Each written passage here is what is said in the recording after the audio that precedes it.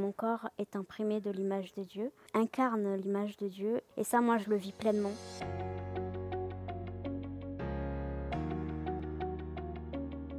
Je m'appelle Carolina, j'ai bientôt 38 ans et j'ai la maladie des os de verre. C'est une fragilité osseuse qui, pour ma part, est sévère, à laquelle est associée une déficience visuelle et une surdité évolutive.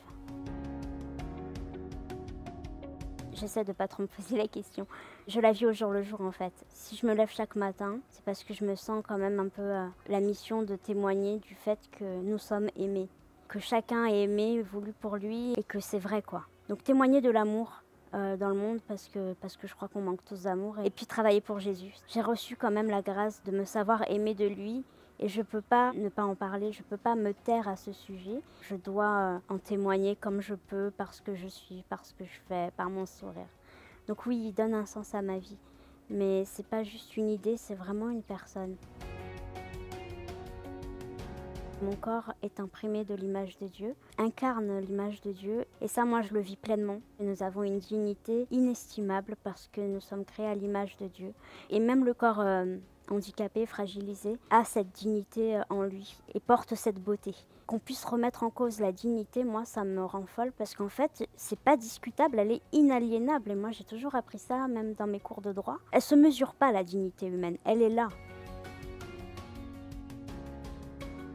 Il nous faudrait déjà des soignants plus formés à ce que c'est que la vie d'une personne humaine et à savoir qu'une personne n'a pas juste besoin de manger, d'éliminer, mais qu'on est d'abord fait pour la relation.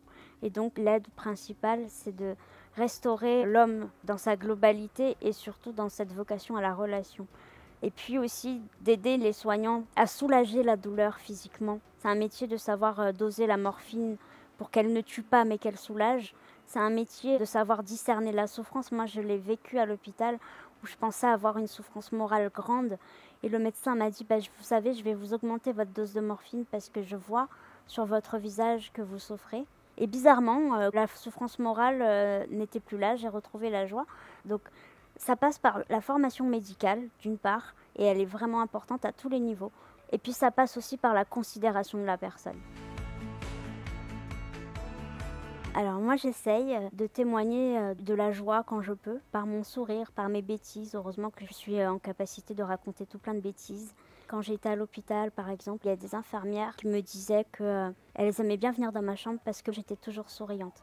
Quand on peut plus rien faire, on peut au moins peut-être faire ça. C'est ma façon d'embellir la vie des autres. Et puis même je pense qu'il y a quelque chose qui s'émane d'une personne qui est dans le coma quand elle est habitée intérieurement.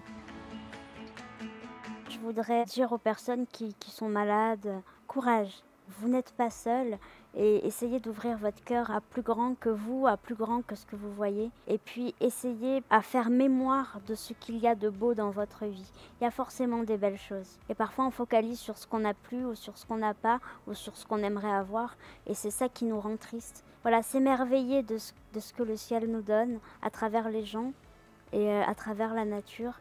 Et vous allez voir que votre vie sera un peu plus belle. Et ça se passe aussi à l'hôpital.